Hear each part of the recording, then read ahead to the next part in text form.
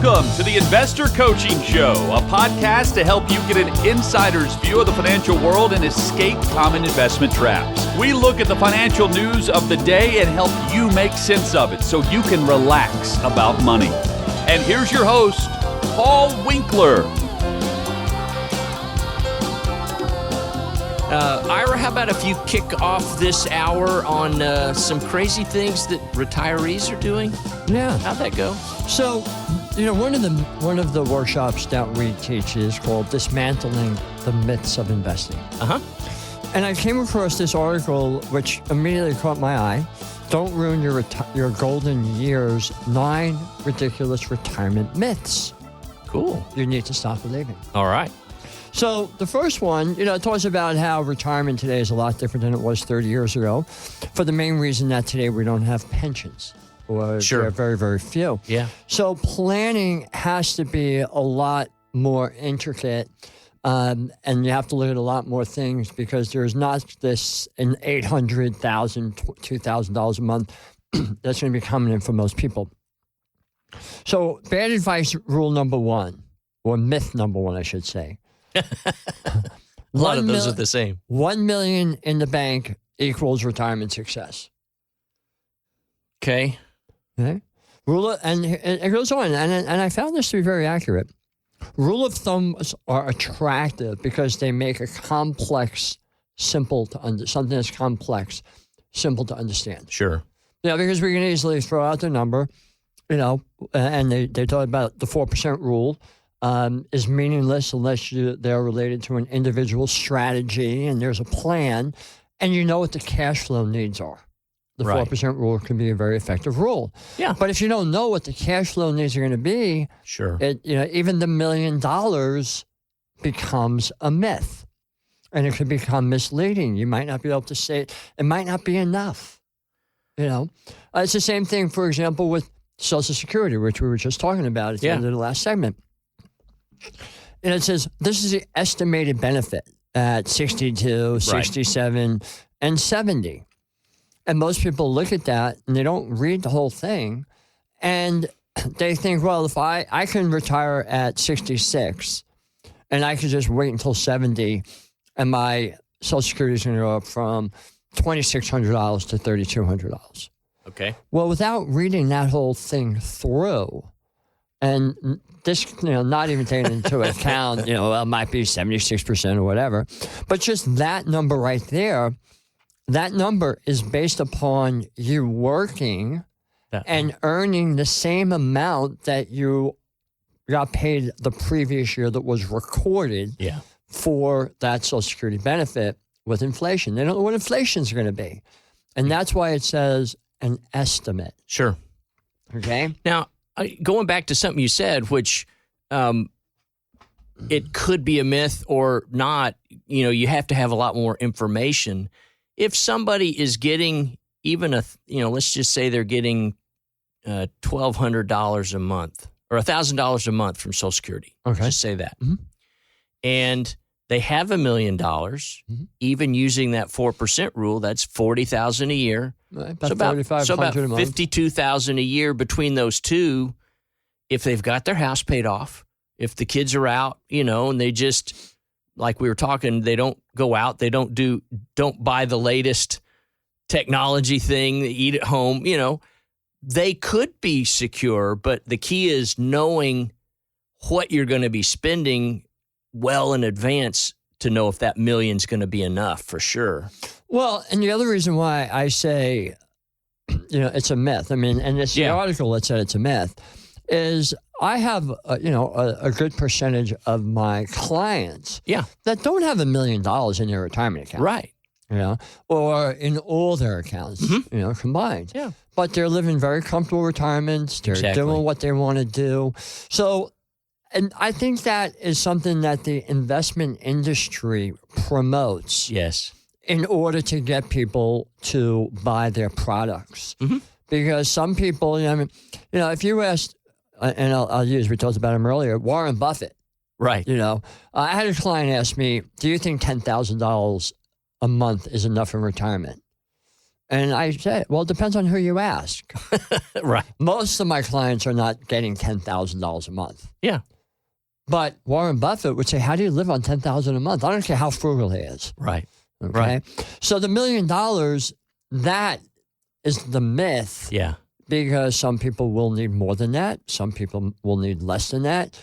There is no magic number. Right. My brother asked me, well, what's your number? I'm like, what do you mean? Well, what's your number for retirement? I'm like, I don't have a number. Yeah. All right. The Rapture is my number for retirement. Okay. Bad advice number 2. Annuities and whole life insurance will protect your income. Okay. Yeah. Okay? You must avoid falling for expensive insurance and annuity sales tactics that are too good to be true. Variable annuity sales increase when the stock market has declined. Creating and sticking to your financial investment plan will help you avoid costly mistakes like this. Yeah. So, we haven't sold variable annuities for years. Certainly nothing that was a commission deal. A lot of times you see them in IRAs. I'm interested in that statistic, though.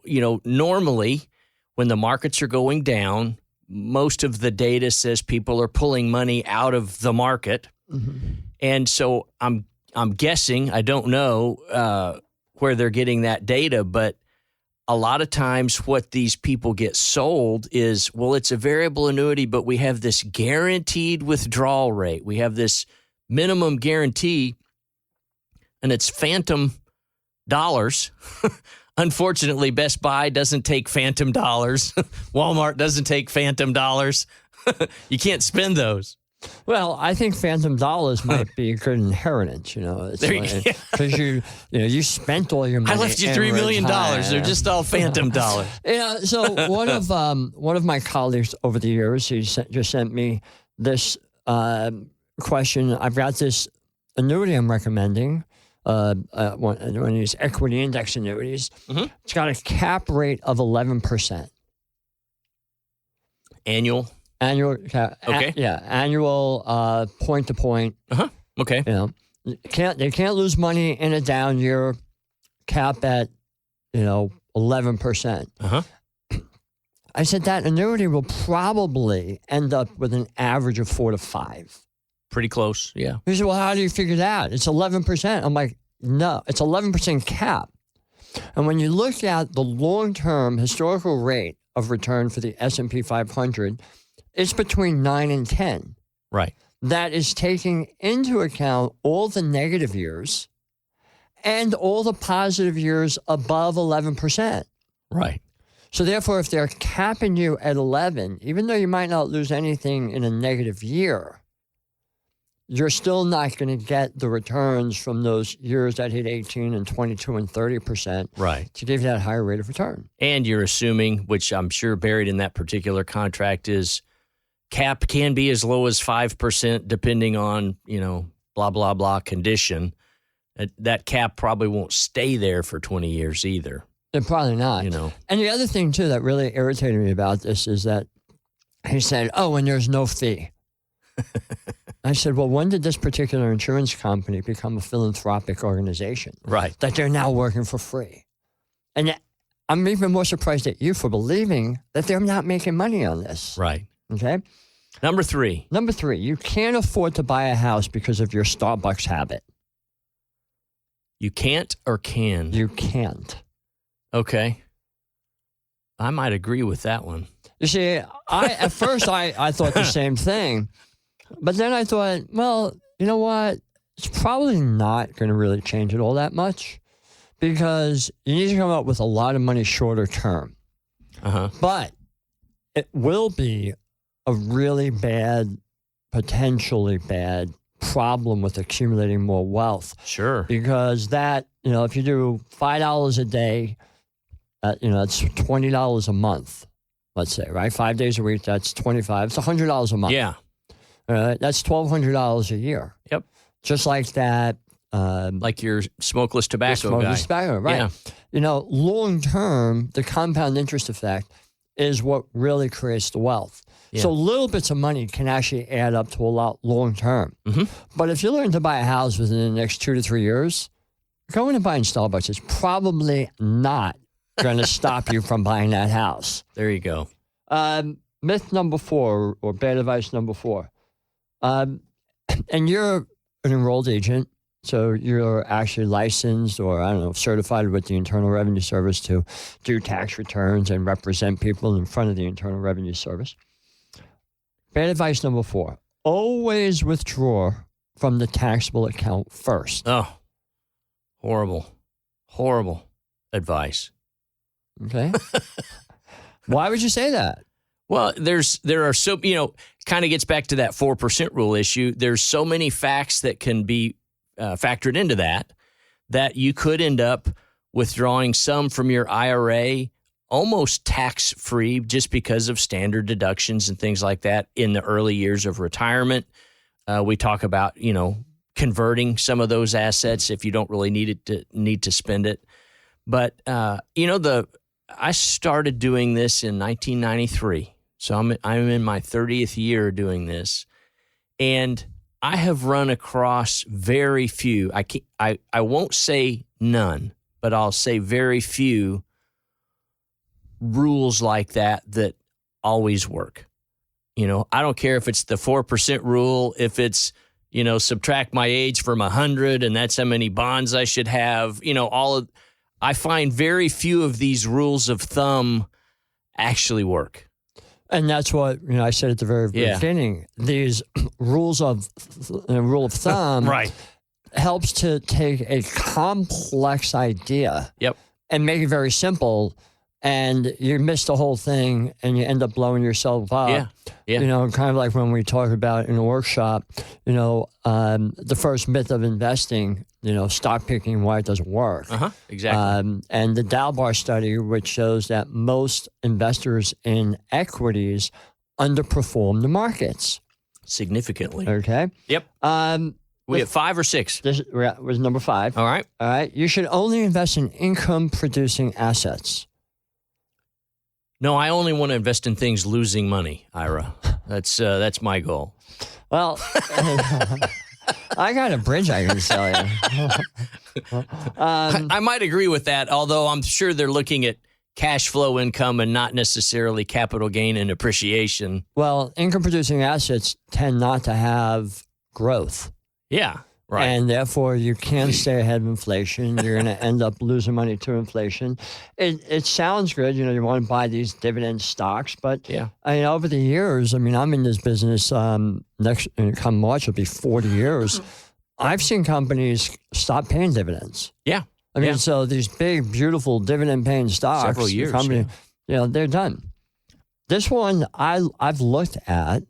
Retiring abroad will save you money.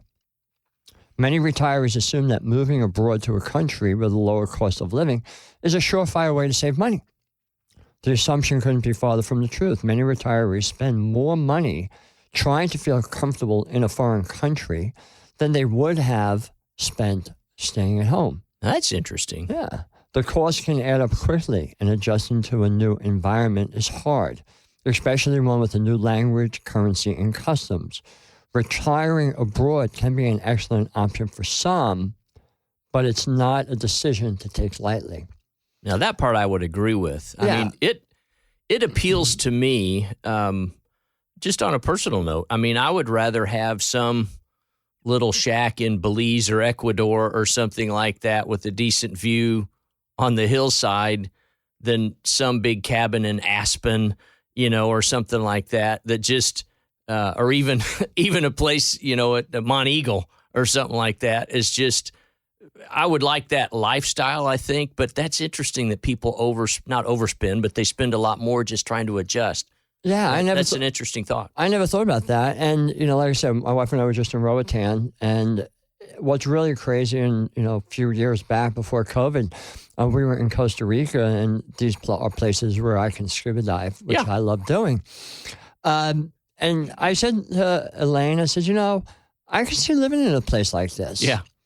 But number one, those are third world countries. Right. The infrastructure was terrible. But the thing that scares me the most is the health care. Oh, Am I going to get good quality health care? Right. You know? So I don't know that I could actually become an expat. The wealthy aren't flying to Honduras to get their heart transplant or anything like that. No. And people from Canada with their socialized medicine are coming to the United States and Mexico. Yep. Number 7, trying to predict future tax rates. Oh, yeah. That's about as easy as predicting future market trends, right? Yeah. I was just given... They'll still be here. That's my prediction. We'll still have them. Yeah. So I had lunch with a good friend yesterday, another advisor, and he said, I want you to look, and I haven't done it yet, gave me an envelope, so I want you to look at this study that I've done for one of my clients. Mm-hmm. And it's a study about doing a Roth conversion. Yeah.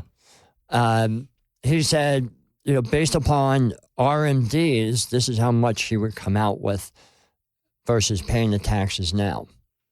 So if he just stuck with the government table and did his required distributions, they're looking at if he does some conversions early, how's it going to turn out? Okay. Yep. But he said, but if everything stays the same, assuming the same rate of return, he's actually fine just staying where he is. So the whole conversion thing, and I have to look further at this report that he had done. That was what he kind of highlighted to me.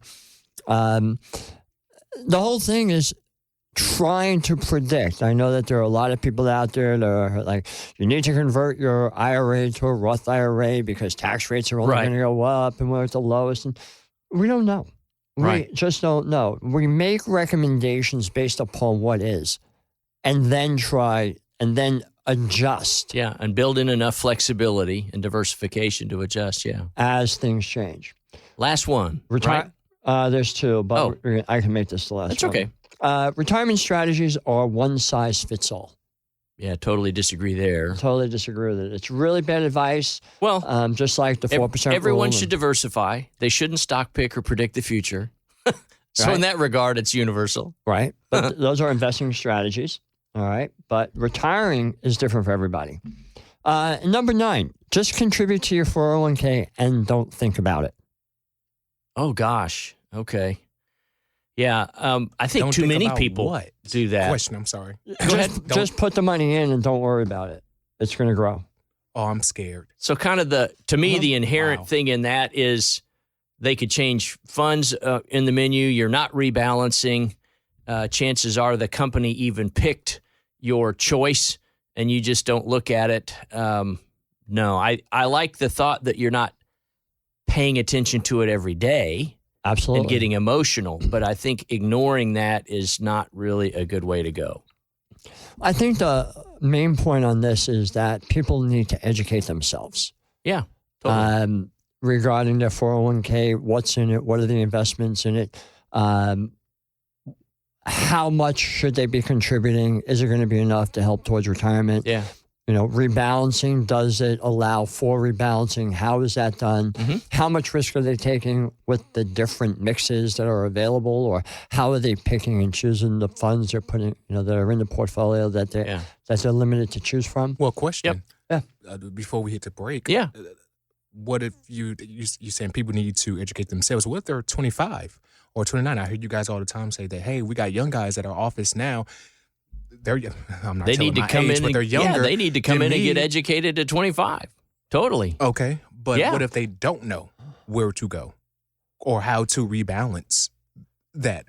I mean, they need to call Paul Winkler, the investor coach. Yeah, but no one has reached like me. Hey, Paul. Yeah. Tell me about this. Or Evan or Ira, help me out with this. They can go to paulwinkler.com. They can request a call. No, seriously. That's not a plug. You know what? We're there. And that's a very good question, Leviticus, because it's, the people that are listening to the radio show, if they happen to be younger people, 20, 25, 30 years old, they can go to our website, paulwinkler.com. They can listen to the radio show, they can listen to podcasts, and they can come in for a free initial consultation or even a free 15-minute phone call. Gotcha. But how do we reach the people? And this is what we talk about all the time. They are not listening to this show. And that's where the problem lies. The benefit of a 20, 22, 25, or 30, or 40-year-old coming in to talk to us and is that for the remainder of their investment life, they're not getting it wrong. the beauty of working as I enjoy with the young kids, there's not a lot of money there. That's not the beauty part of it. The beauty of it is I know what their potential is. Right. And I know that if they start at 25, if they're putting away $150 a month, they could retire a millionaire. And their kid's going to college and they're going to have a great wedding. Yeah. But it's the person that comes in that says to me, I'm 55 years old. I don't have enough money to retire. I'm willing to take more risk now to make up for what I've missed out on. That's dangerous. Because taking more risk might work between 55 and, let's say, 63, right? And then all of a sudden, we go into a period of time like 2000 to 2002, and we lose 40% of the value. Yeah. The always an interesting thing, myths versus truths, is something we're big on. We're going to take a quick break. Thanks for tuning in to the Investor Coaching Podcast. Now, you may be one of these people that's been listening and realizing, wow, investing, there's a lot more to it than meets the eye, and financial planning, tax laws constantly changing, and recognizing that maybe you might need some help in this area, but you don't want just anybody to help you out. So we have 10 offices in the Middle Tennessee area, and everything that we do is fee only. We align our interests with your interests. So you can get an initial 15-minute phone call with any one of our offices just by going to paulwinkler.com/call. That's it. Every one of the offices is run by somebody with 20 plus years experience. They're all degreed planners. They all have academic backgrounds in investing, and you can get the help that you need. So if you want to set up a complimentary phone consultation, just go to paulwinkler.com/call. And we look forward to seeing you soon. And, we were talking about some of the myths earlier that people follow in retirement and rules of thumb, but that relates to the financial aspect of that. And there was an interesting article in Bloomberg, The Big Question in Retirement: Who am I now that I'm not working? One of us is struggling with that question, trying to figure out, our identity. And I think that's an issue that a lot of people don't really pay attention to when they're looking at retirement. We do talk about the numbers and people focus on the numbers. But I want to read some of this and see, if you're listening out there, see if you find yourself in this situation. This is from Steve. The iPhone buzzed on my nightstand the other morning. Time sensitive, the screen shouted. Enterprise meeting today at 9 a.m. It does that every Monday, and my heart leaps a bit each time. The vibration heralds the weekly confab of my group at the Wall Street Journal, even though I left the job more than a year ago. Yes, I'm still in denial. Retirement has been a blessing, don't get me wrong. I lost the press of daily journalism and won more time and mental leeway to travel, be with family, tinker in my workshop, read, and generally goof off while making no excuses about it. But I can't bring myself to delete the smartphone notification. It's one of the few links I have left to my old identity, and I'm not sure what my new one is. A retired pastor friend assures me I'm in good company, existential angst-wise. It's been 3 years, he says, and he's still not used to it. But a nagging voice in my head tells me I ought to decide who I am pretty soon. And that's one of the things that I enjoy. You mentioned, enjoying working with younger people. One of the things I really enjoy about working with folks that are, considering retirement and starting to run those numbers is, okay, we have 168 hours this week, and next week you're going to have 168 hours, and the week after that you're going to have 168 hours. You want to retire to something, not from something. Now, it could be a hobby. But even there, your hobby might be so distant from your work skills and all of those kinds of things that you've been spending time on, you still might feel a little bit adrift. And, so it's important that people spend some time thinking about that, not just travel, not, okay, the first couple of years I'm going to go see this and visit the grandchildren and see the Grand Canyon, all those kind of things. And that's great. But you can only spend so much time at the Grand Canyon or, building model trains or what the case may be. And I don't even think this is limited to just men versus men and women. I think we all have this need to feel productive, even if we're relaxing. Do you have clients that kind of share that struggle of I'm trying to figure out, what I did with all my free time kind of thing? No, I have people that are looking at retirement and they're saying, well, I'm thinking about retiring in 2 years. Yeah. And my question to them is, what does the next stage look like then? Yeah. Have you thought about the fact that, you're working this job, you're working 40 hours a week. Mm-hmm. Let's say it takes an hour to get there or a half hour to get there, a half hour to get home. It's another hour a day. It's another 5 hours a week. That's 45 hours.